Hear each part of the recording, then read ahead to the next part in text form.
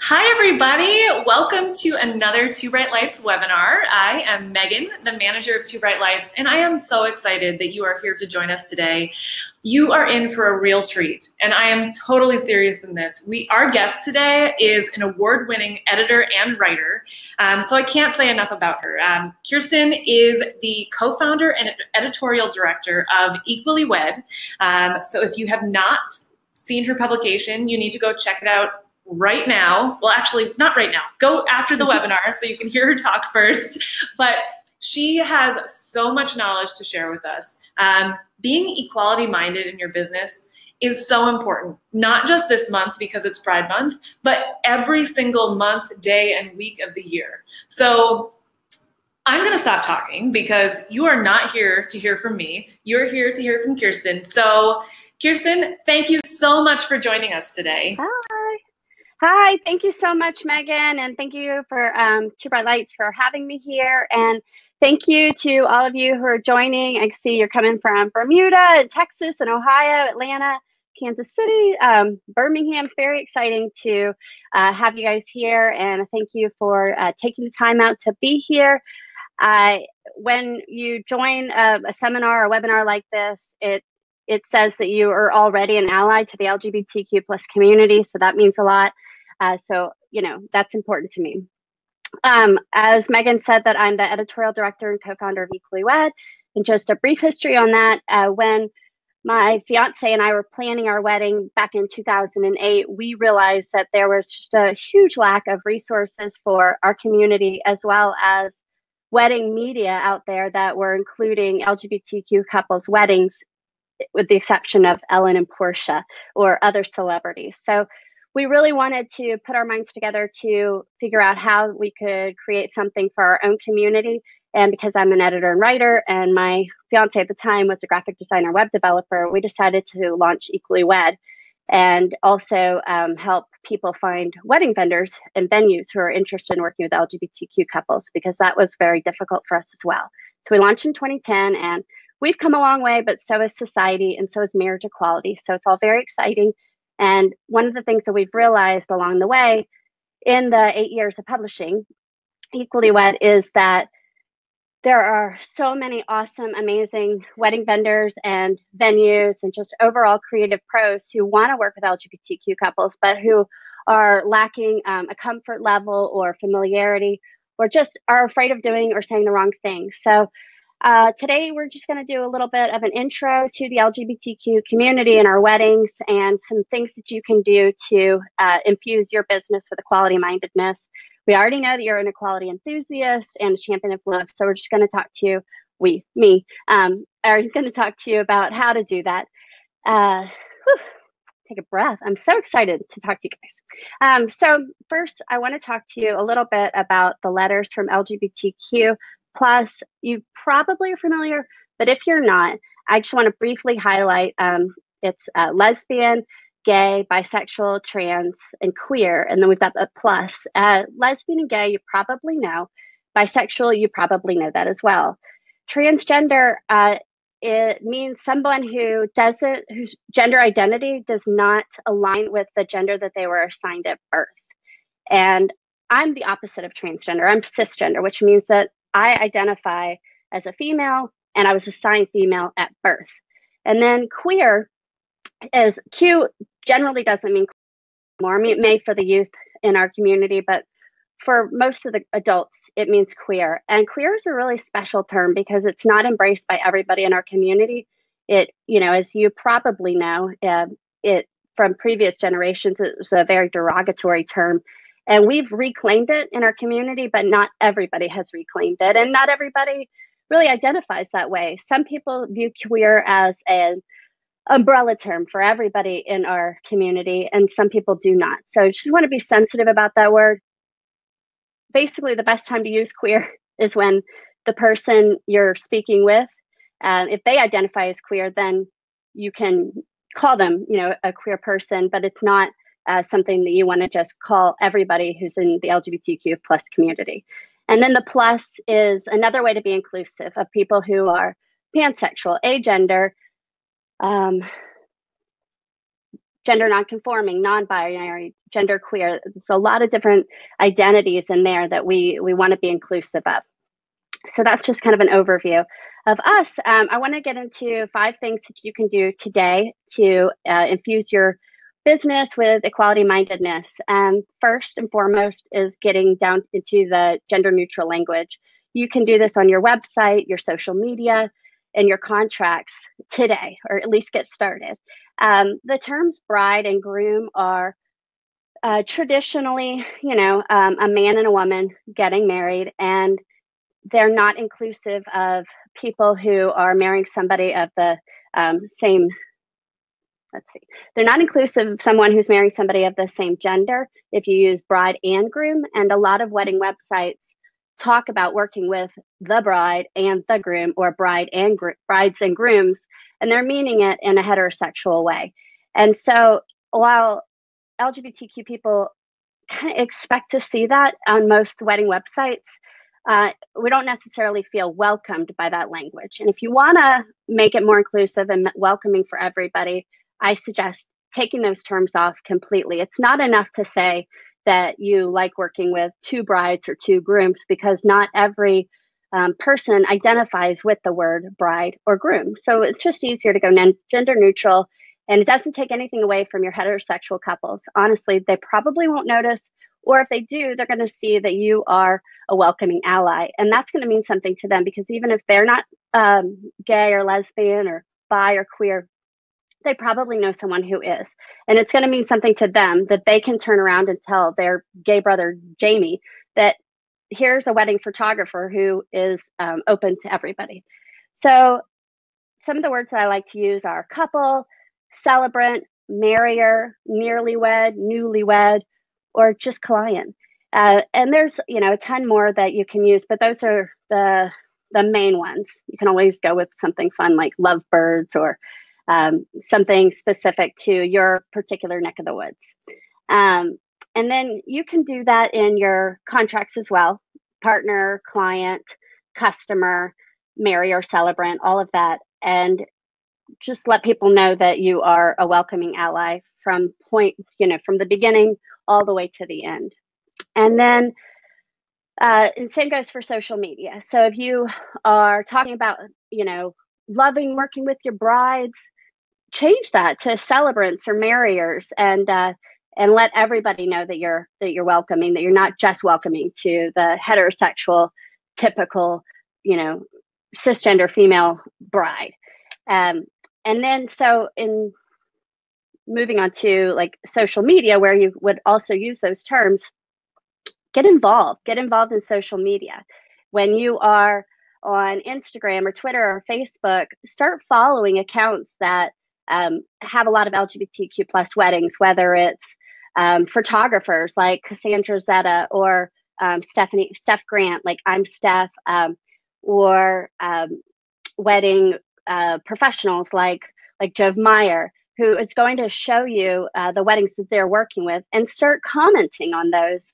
And not just in a self-promo way, but like gorgeous couple, or I can really see the love, or, I love those flowers, and just infusing yourself into the conversation of LGBTQ weddings. Start following hashtags like gay wedding, lesbian wedding, 2 brides, 2 grooms, equally wed, and start being involved there on social media, and you'll see that grow. Your community of allies will grow from there, as well as you can join us at Equally Wed, where we have a large readership of LGBTQ couples planning their weddings and looking for vendors like you. So join us there, and then head out to your local Pride Festival, walk around, get to know people, and get to know the community, and just start there. And then as well, another point I wanted to make on that is to go out to your friends, your family, your colleagues, and just put it out there. I want to work with more LGBTQ couples. Can you help me? Do you know people who are already in this industry? Can I shadow you at a wedding? Or can I pitch in on a styled shoot? Things like that. The universe, has your back, as Gabby, the spiritual teacher, talks about. And I really do think, like, when you put things on the universe, things come back to you that way. And it also just shows your allyship with the more you do in the LGBTQ community, and tells us that you're here for the right reasons. And that's another, the Bachelorette. But in terms of, we want people to truly be equality enthusiasts and come to us because they want to work with us, not because they see this as, a new source of income, because we are having more LGBTQ weddings because of marriage equality. Does anybody have any questions so far? Let's see what's going on here. Okay, so the next thing I want to talk to you about is, let's see. I already talking about my things. Megan, do you have any questions? So I know you're talking about like getting it out there. How would you recommend if somebody puts something on like social media, or they put on their website, maybe they don't have necessarily work to show that they have done this before, right? But what are some of the words that they could use in maybe their Instagram bio or something like that? Right. Okay. Well, I fully believe that the rainbow is coming back.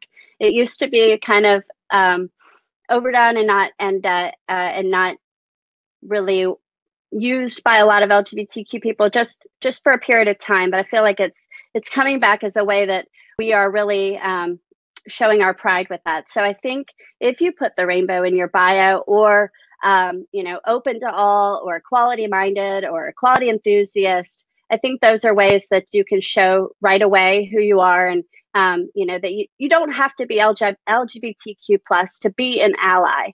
And I think, as Jove said in the Not Pro Facebook live video last week, reblogging photos that you enjoy from, LGBTQ wedding photographers, or reblog from Equally Wed, or some of the other awesome wedding publications out there that are publishing same-sex weddings or LGBTQ weddings. But yeah, reblog, photo credit, obviously, but showing who you support and what you appreciate. It doesn't always have to be your own work. And then, going back to the styled shoots, we at Equally Wed, we love styled shoots if they're a true LGBTQ plus couple, not post straight people. It just doesn't really come off as authentic.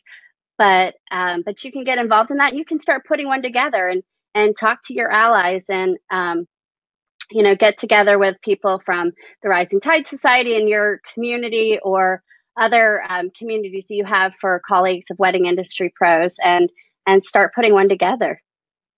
And then if you don't know anybody in terms of models, reach out to your local equality institute, or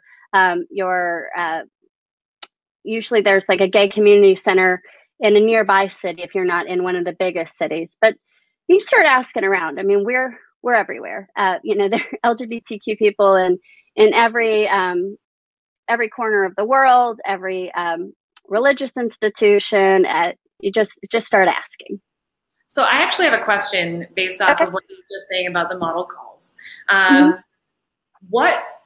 do you say that you're looking for LGBTQ plus clients for a model? Is it okay to say that? Like, I know people are worried about offending. So right. Well, I think I don't think you're going to be offensive. A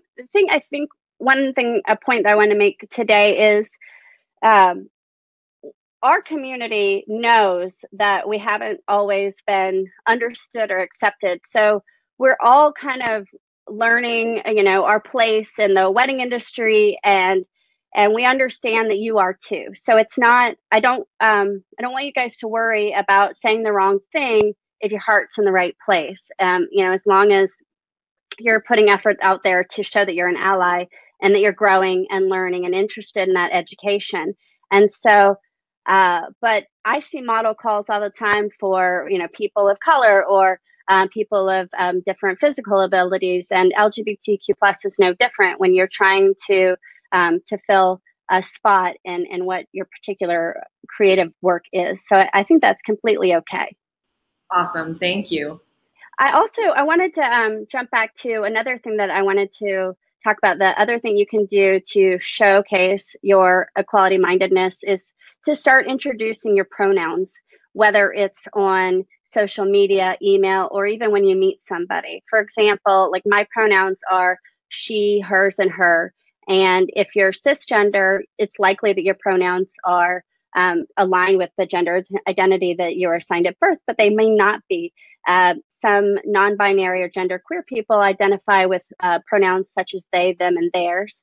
And it's important to lead with yours, whether it's in conversation or in your email signature or your Instagram handle, because it shows people that you are truly open to all, and you're understanding that not everybody is, on the male, side of the spectrum, or the way over here, the female side. But there's a fluidness there, and there are people, in the middle, and you're letting those people know, I see you, and I'm welcoming to you, and I embrace and celebrate who you are. So I think it's important, as we all continue to grow our businesses and ourselves, that we are inclusive of all people. And that's just one way to show it. Mm-hmm. So we're actually getting some really great questions if you want to jump into those. Yep. So Emily said, what if you work with a lesbian couple who does identify as both brides? How can you show that you know that's the case and that you didn't just use those terms? That's a great question, Emily. And I think, like, if you're blogging about the particular wedding, or after it's taken place, and then you're putting it up on your photography blog or as an event planner, you can say, Jane and Jessica, who self-identify as brides, comma, and then just go on with it. But also, we have quite a number of real wedding submissions from people who don't identify as two brides, but then will say, we don't mind if you hashtag two brides us, because we know that helps with SEO or discoverability. So you can also ask your couple how they feel about it if they're not two brides. But to answer your question, I think just starting off wherever you can in the commentary, saying that this particular couple self-identifies as two brides is good. Great, that's really helpful. Okay. So a question from Jamie: how do you make forms gender neutral but still convey what you are asking for direction with? So for example, how do you address asking for parents' names and wedding party size without using bride and groom, while client 1 and client 2 seems a bit too generic and maybe not quite as friendly? The easiest way is to use their names if you are, if you're doing forms specifically for that particular couple, or you can do, marrier 1 or marrier 2 if this is just your standard form. And then in terms of parents, if at the beginning of the form, if marrier 1 is James and marrier 2 is John, then James will always know that we're going to put James's parents under marrier 1's parents, and so forth. So it doesn't have to be specific to anybody's gender. But I love it when wedding vendors take the time to update their contracts to the person's name before they even print it out and take it to a meeting or send it over. Great answer. That's really helpful. Thanks.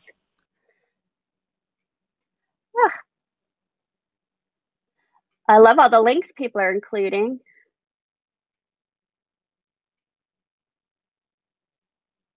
One of the first questions I ever got asked by a vendor that was something that I didn't realize would be a question was, it was this luxury photographer in Chicago, and he had amazing work. And he came up to me at a wedding conference that I was speaking at, and he took me aside and he said, I'm about to do my first same-sex wedding, and we're doing the engagement shoot first, and I'm so nervous. And I said, why are you nervous? And he said, I don't know how to pose them. And I realized at that moment how heteronormative people are, their brains are. We're just trained to think certain ways, and wedding photographers, may have the idea that you align this, set up the man as kind of the foundation, the anchor of the shoot, and then the woman is, for lack of a better word, the accessory. And we don't have to do that. We, my advice to him was to get to know the couple and see what their physical love language was with each other, and ask them to kind of ease into poses that is authentic to their love, like, and make sure that they're not just looking like friends either. I've seen some wedding submissions that come through, or engagement submissions especially, where I could tell the photographer was like, put your arms around each other, and they end up just looking like buddies. And so I would encourage you to take it a step further, and make sure that you take pictures of them kissing, and practice that intimacy that photographers get with their couples way before you have the wedding date. But there doesn't need to. It's going to be hard, absolutely, to free your mind of thinking in gender specifics. But society at large, we're all moving, kind of away from that, and that people are kind of free to be who they are without thinking that this is a way a woman should be, or this is a way a woman should stand, as well as men.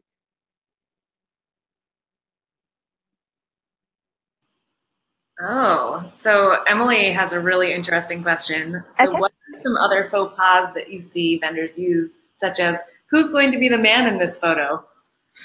Yes. Yeah, absolutely. That happens so much. Or, even when my fiance and I were getting married, we were asked, like, well, who's going to be the groom? Or it it's so interesting what people say, and not necessarily with any ill will, just trying to make a joke. And it's funny to some people, and it's not funny to others. So on a side note, I would advise you to try to avoid those jokes when you're speaking to LGBTQ couples, because they don't always come off as you intended them to do. But let's see. Yeah, let's see. There's so many faux pas, and I think in terms of like, well, who's going to be up at the aisle, or one thing that we got asked, and if we have anybody joining us from other countries, is that even legal? Or assuming that if it's two women getting married, that they're going to want to be called two brides. That's just simply not the case. We've had so many interesting weddings that we featured on Equally Wed over the years, and one of my favorite was a Southern wedding in Atlanta. Both of the grooms, they self-identified as grooms, but one of them wore a custom tuxedo that had a very long train on the back. He carried a bouquet, and his father walked him down the aisle in a Black church in Atlanta. And it was so thrilling just to be breaking all those stereotypes in their community. So that was pretty exciting. Yeah, especially today when, weddings are all about making it personal anyways. Mm-hmm. So yes, this opportunity to like break those traditions, break the norms. Yeah, absolutely. And there's so many ways to do that, in terms of like coming, down the aisle. You can both come in from either side. You can walk up together. You each can walk in separately, alone, or with a parent, or with a friend, or even sometimes we've seen people walk in with their pets. So, but there's just so many ways to do it that kind of break the idea of what is okay, or what is expected, or what is tradition, and make our own traditions. And one of the things that I love most about the LGBTQ weddings is that not only are we taking the traditions that we want to use from the heterosexual weddings of yore, but also creating new traditions as well. That made me think, so shameless plug for my book here, but in my book Equally Wed, it's for couples, but I think it's got a lot for vendors as well.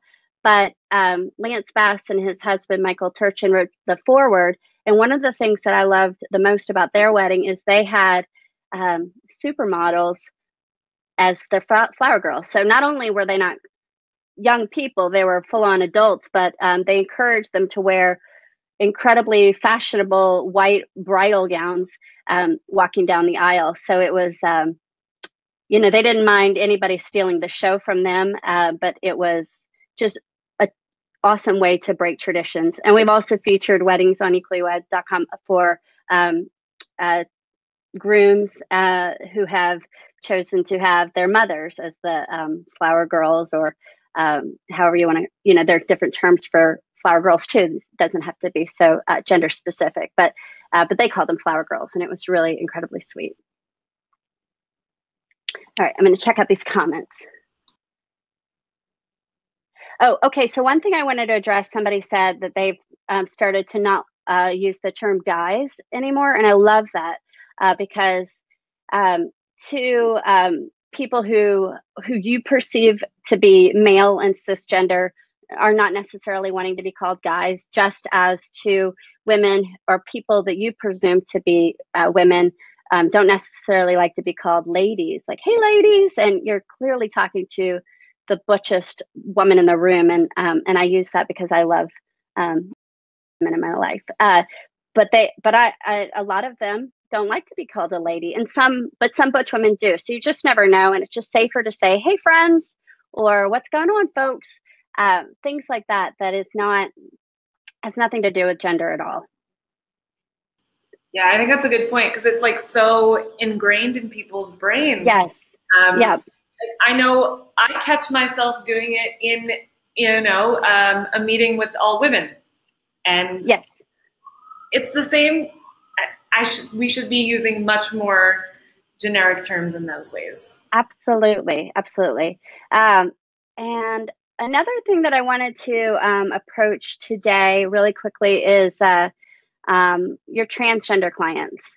There is a lot of mystery, I think, and curiosity about trans people. But what I want to emphasize today, if you do get to work with somebody who's trans, it's important to not ask too many questions or to assume anything. You will encounter some really awesome open trans people who want to talk about it, about what their trans identity means to them, but then you're also going to encounter people who don't. And I think it's just important to be respectful of their privacy, as well as when you start sharing your work with them after the wedding, in terms of sharing photos, etc. Talking to your LGBTQ clients about their identity and how they want to be identified in social media, on your blogs, or if you're submitting their wedding somewhere like Equally Wed or the Knot, it's important to check in with your clients and ask them, and they will sincerely appreciate that. And on another note, I wanted to talk about, so we have the freedom to marry in this country, and that's amazing, but that's not everything. In many states, including my own, I'm in Georgia, we can still be fired for being gay. We can still be kicked out of our apartments for being gay. And we don't have a fully comprehensive civil rights law here in Georgia and in several other states in the country. So if you're going to be working with someone who is in the LGBTQ plus community, they may not want their faces shown in your social media feed. They may not want their last name shared, and they may not want you to submit their wedding. They may be an educator or working in a religious institution. There are many reasons that they may want privacy, and they may not think to share it with you because they may not expect that you're going to share their wedding. So it's just important to check in again with your clients about privacy. Yeah, that's a really good point, especially if you are submitting, something like that where you could feature it online. Sure, something could be taken down if there was a misunderstanding, but if it goes for print, that you really can't change that. So making sure, just as you should with all of your clients, just giving them a heads up that this is what you're doing and making sure that they're okay with it.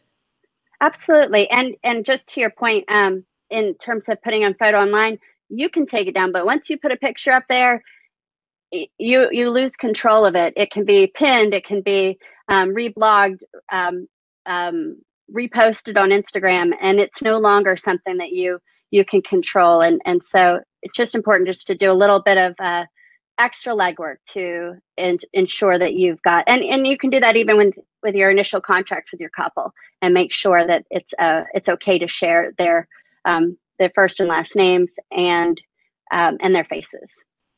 Right, and most likely it is in your contract that they signed, but just make sure they read that part. Right, absolutely. Yeah, we all sign things we didn't read. So yeah. Um, oh, well, I would love to take some more questions from people. I know that we're all, in different stages of learning about the LGBTQ community. And, and also I want to point out that, or let you guys know that we have launched Equally Wed Pro. It's an educational division of Equally Wed where we're going to be offering a certification program to certify people as Equally Wed certified, that they've gone through and kind of deep dived into the all the ins and outs of LGBTQ weddings and have come out kind of on the other side, passing the exam and have gotten our approval for completely safe and welcoming and to all couples, but as well as has actually done the work and taken what's in their heart and truly put it in every aspect of their business. So you can check us out there at equallywedpro.com. You can go ahead and head on over there today and just go deeper into the business aspect of it. I love that. That's awesome. Thanks. Any education that we can continue to get around this subject just makes us much more aware and help better support system for, even if we do not identify personally as part of that community, we need to be there in support of that community. So I think that is fantastic. Absolutely. So one thing, what are some of the questions that you get most often from vendors? So while we get some other questions in the chat. Right. Let's see. Well, I know there get so many questions, but one thing that people first want to know is, really how to attract more LGBTQ clients. And so, we talked a little bit about that in terms of putting it out there on social media and putting it out there with your colleagues, etc. But another thing that you can do is in terms of, changing up your website, but also think about the terms, like if you're a venue, for instance, think about the signs that are, on your bathrooms, or the signs that are on your bridal suite, changing that to a wedding suite so that anybody feels welcome to go in there and get ready. Or your bathrooms. There are signs now that doesn't just have men or women, but an all gender bathroom. That lets people who are trans know that they can feel safe going into that bathroom, or if they're non-binary or genderqueer, letting them know that it's a safe space. So these are not necessarily wedding specific in those terms, like in terms of bathrooms, but you're setting the stage that you are open and welcoming to everybody, no matter their sexual orientation or their gender identity.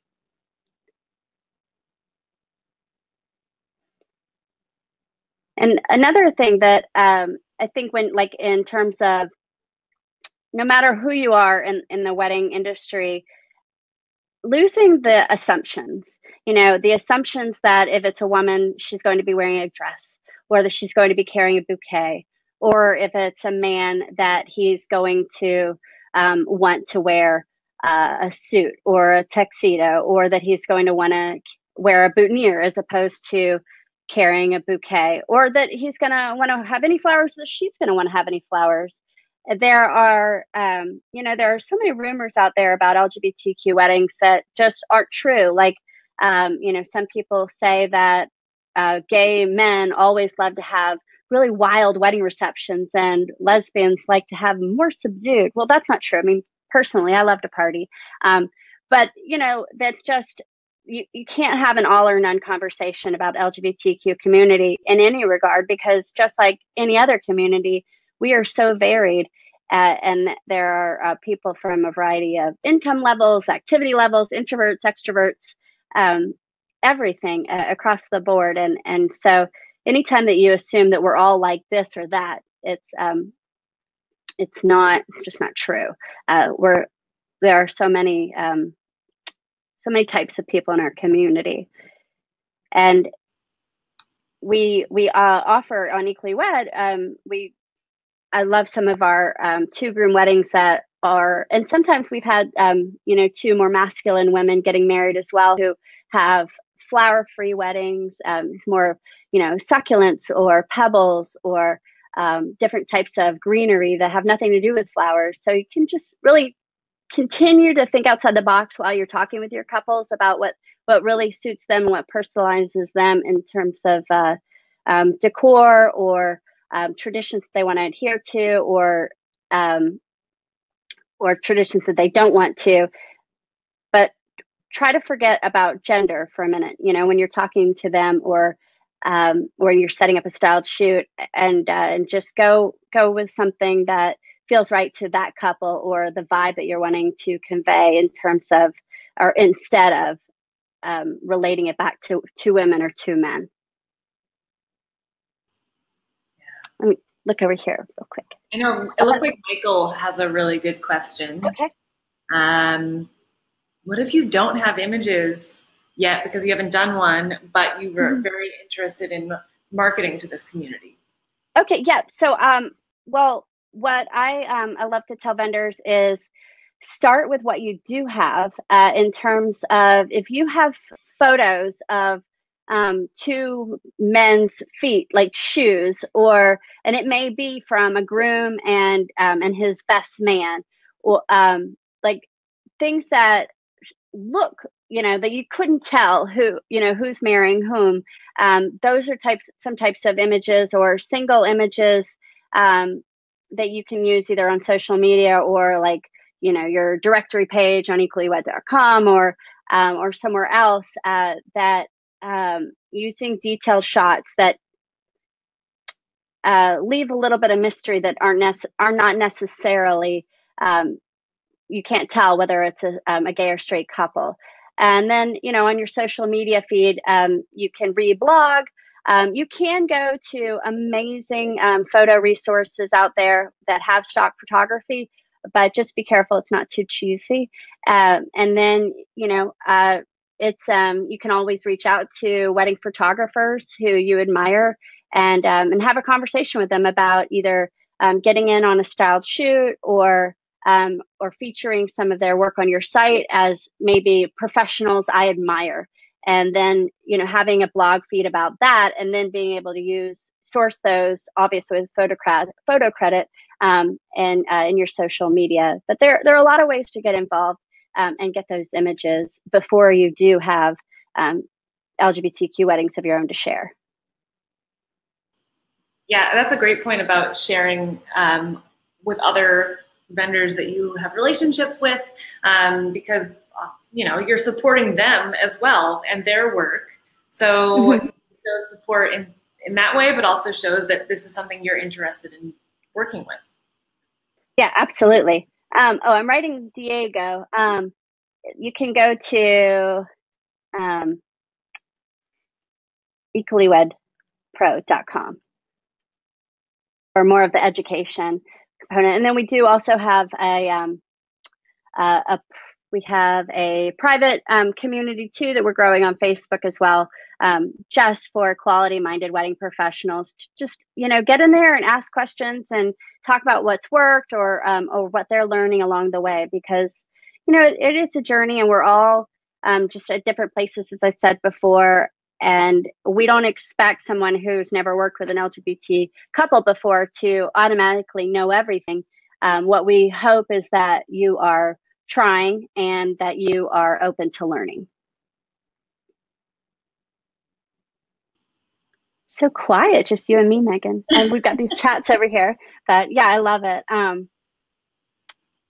In terms of attire too, I want to talk about, women don't always wear wedding gowns, and women also don't always wear women's pantsuits. Sometimes they wear men's. And so I think, for people who are in the fashion industry, it's important to note that, because like when I go to a bridal market in New York, the first fact that it's called bridal market is one issue, but because not all women who wear wedding dresses or wedding jumpsuits or pantsuits consider themselves a bride.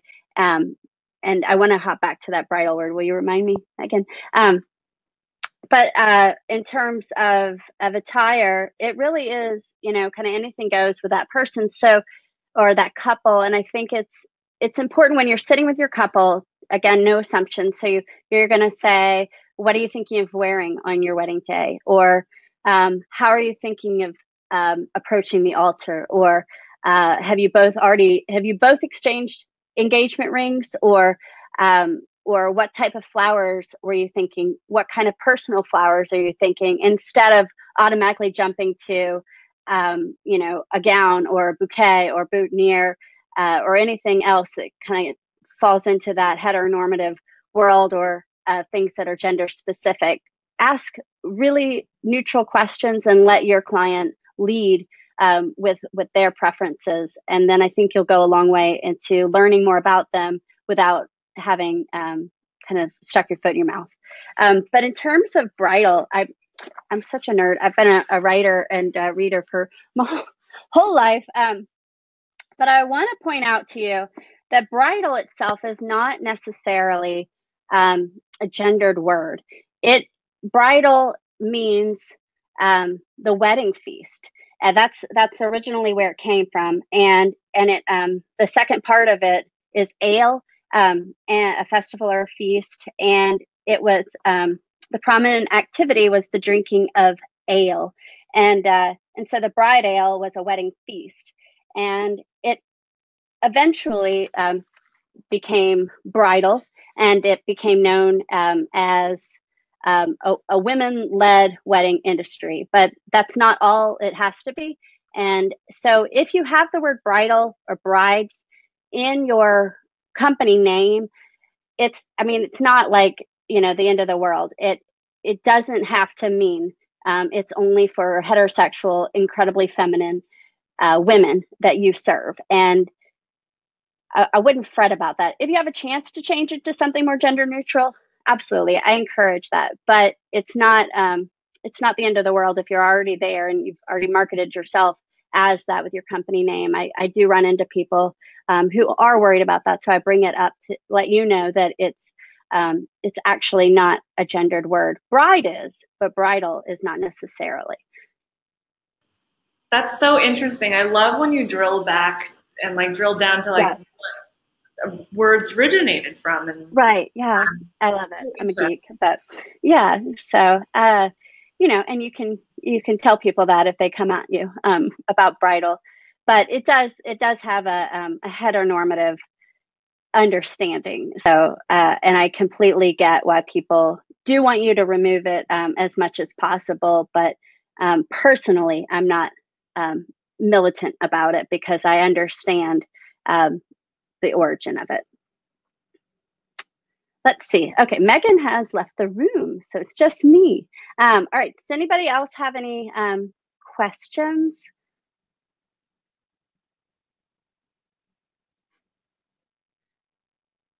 I see. Yeah, definitely, Emily, is such a pet peeve when single stall bathrooms have markers on them. It's no need. No need. Okay, what's the best way to ask clients for their pronouns? Charity asked, and that's a great question. So in my signature, on my email signature, I have, my pronouns are she, hers, and her. What are yours? And so when people write back, I'm encouraging them to share those. But then you can say the same thing in person. And I get it that it might feel awkward the first time or two that you say it, but you can say, out loud, hi, I'm Kirsten. So nice to meet you. My pronouns are she, hers, and her. And then you can say, and what are yours? And then either they won't know what you're talking about at all, and then you get a chance to kind of be the ripple and change maker and helping them understand it, or they'll respond back with theirs, and you're like, cool, now we know how to authentically appreciate and celebrate each other, and then move on. Yeah, it's gonna take a while for catching on, I know, but it's not something that I came up with at all. I've a lot of equality institutes around the country definitely encourage it, and diversity and inclusion educators encourage it, and I encourage you to start it too.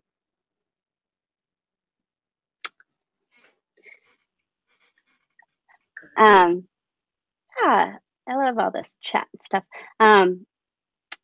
We are going to, continue to dive deeper into LGBTQ weddings and really breaking down everything on Equally Wed Pro. So it definitely doesn't stop here in terms of educating yourself.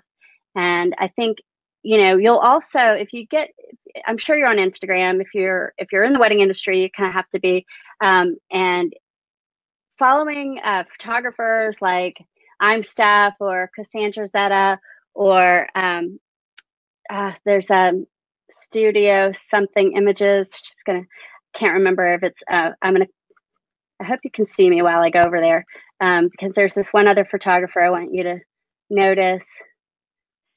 Studio X. Here, I'm going to put it right in our chat.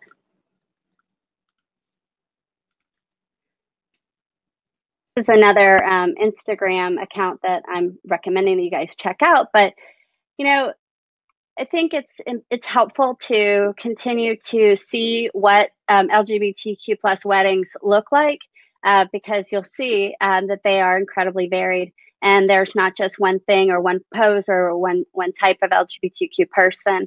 But if you start really paying attention to their weddings, and you can even start trying to mimic those things, for a wedding photographer, an engagement photographer, if you just love a pose that somebody's in, and trying to see if your couples fit that as well, and that would be authentic to their relationship. Things of that nature, just looking to your community for inspiration, or to our community, I think it's important. And then also, I think I mentioned it on the social media, the Instagram stories on Two Bright Lights today, in terms of hashtags that you can follow. Of course, Equally Wed and Two Bright Lights is awesome for featuring LGBTQ wedding photography. But if you go to hashtag gay wedding, or hashtag lesbian wedding, hashtag two brides, hashtag two grooms, hashtag pride, hashtag marriage equality, hashtag love is a huge one. But that's another way to kind of get involved in the conversation. And, you can find ways to promote yourself, but also just find ways to jump in on the conversation and celebrate the picture that you're seeing, and letting everybody know that, again, you are an ally and you're welcoming, and you're an equality enthusiast. Yes, and definitely be out there and engage with all of these hashtags and these Instagram feeds as well. So that way you're not only just watching and paying attention or posting your own content, but you're out there showing your support as well. Right. Absolutely. Yeah. And I think, there's what I love too is working with equality-minded wedding vendors who believe in infusing quality-mindedness in their own business, but also are setting boundaries of only working with other quality-minded wedding vendors. I love the Knots.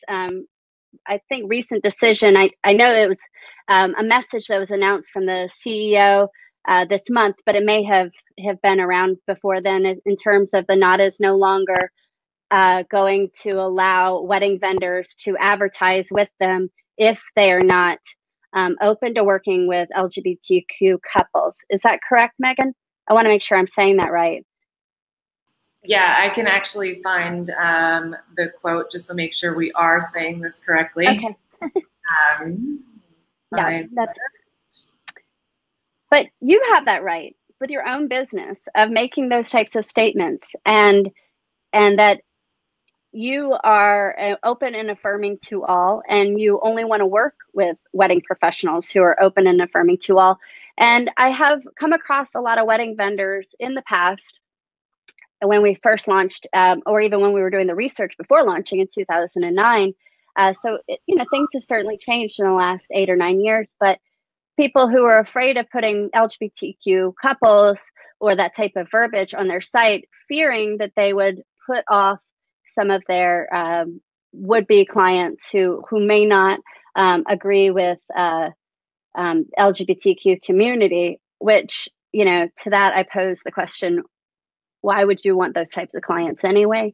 But that's your bread and butter. I understand. And I think that it's important to be part of the equality movement and to continue to elevate and raise expectations for the wedding industry as a whole, and to increase society's acceptance of everybody as deserving of full equal rights and respect. And when we have equal rights, we have more respect in society. And I think that we all need to do our part. And that's not just for the LGBTQ community, but I encourage everybody to not be afraid of including LGBTQ couples in their work or stating that you are an ally.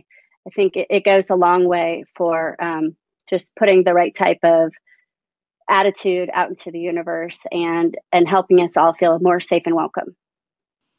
Yeah, you're absolutely right. And just going back to the Knot CEO, so they said that our terms of service on the Knot prohibit vendors in our marketplace from discriminating against couples based on their race, religion, or sexual orientation. When we learn that a vendor has violated these terms of service, we would remove the vendor's storefront and refund his or her money. We love our couples, and all of our couples deserve a marketplace free of unfair prejudice. Good. I love that. That's incredible. Yeah. It is. It's a huge step, because I know that, I'm sure there's some backlash. There's backlash, with there are anti-LGBTQ comments sometimes on our wedding photos, and it's sad. It's to be expected, but the society at large is changing. About 66% of the United States now approves of marriage equality, and that to me means there's probably 66% of wedding professionals who believe that LGBTQ people deserve the right to marriage and to have weddings of their own. So that's good. I mean, it's all is not lost. We've got some haters, but that's it's going to continue to lessen, just as any other segment of society that was previously not to believe to be considered equal. And interracial marriages are now not seen as something that should be admonished, but in the past we certainly saw that. So I think we're continuing to our society's continuing to improve and be progressive and understanding that we're here. And I think that's great. Yeah. Lisa brought up another really good point. The Knot just this month actually released an LGBTQ badge that you can put on the front. Even if you're not an advertiser on the Knot, you can put that out there. So it's just another way of showing your support, showing that you're open to all couples. So I highly suggest if you have a storefront on the Knot, go and add that. Absolutely. No, I think that's fantastic. And we have some badges too for people. But one thing that we have a badge for an advertiser is the Wedding Equality Alliance that we set up. And I'm going to put it here in the chat as well. But you can sign a pledge there that you are pledging to treat everybody equally, and then get a badge that you are a member of the Wedding Equality Alliance. Let's see if it showed up. I did see someone had a good question about butch and femme. So butch and femme are they're terms that we use within our own community, and not every masculine woman or masculine man wants to be called butch, and same with more feminine leaning men or women, or people who don't prefer either the term male or female. But it is something that we self-identify with. And I think it was Emily asked if it's okay to ask. It's not that it's not okay to ask. You have to wonder why you want to ask that, because it's not a word that you're going to use when you're talking to them, or when you're probably not going to be an identifying word that you're going to use when talking to anyone else. If you were thinking about using it in hashtags in social media, then maybe you could ask. But it would be strange for somebody to ask me that, but it's not. I mean, of course, I would tell you that I'm femme, but I don't necessarily think it's offensive. I just think it might be odd. That's all. Yeah, that's good. Let's see. Oh. Okay, so sometimes, Charity says, sometimes when I post an LGBTQ couple, I'm not sure how they will feel about my using LGBTQ plus related hashtags. Is that something I should ask them beforehand? I've never wanted to make them feel like they were just advertising for me, you know? That's a great question, Charity. And I think that you should ask them ahead of time. But I think when people are, your clients may or may not be on Instagram, first of all, but they expect that you will be. And I think that it's expected that you're going to use these hashtags because LGBTQ wedding is, to me, it's no different of a modifier than a farm wedding or a rustic wedding or geraniums or, you know, the unity candle or something along those lines. They're their discoverability. It's not advertising. You're looking to reach a larger community, not just because you want to advertise. Of course, you know, that is part of your goal, because you want to be able to continue to do this great work that you're doing. So you have to get out there so you discover more clients, but you also want to be part of the conversation in the community. And that's what I love about Instagram. And so I think if you think of it less of advertising, more of just, you know, part of the community, and, you know, you're giving this couple a chance to be in their wedding photos, they're giving them a chance to be discovered more and more people to get to see and appreciate their love. I think it's a good thing. I don't see it as a negative. But of course, if you want to ask them, especially if they strike you as private, or if they maybe when you went over the privacy clause, like as Megan said, you just want to make sure you saw this after you talk about that with your couple. And if they seem a little hesitant, then absolutely ask. But hashtags can always be removed too. So I love that. Yeah, and I think Michael just came out with a really great statement, and I think that it's worth reading. You know, when we're all trying to just figure out and take our first steps, but a journey of 1,000 miles starts with a single step. Mixing in I love that, Michael. Yeah, mixing in non-gender specific photos, like it just gives people an idea. But I love that just reaching out to the community, huge step. We're very loyal and to those who support us. I think that is fantastic. Absolutely. Yeah, something to remember.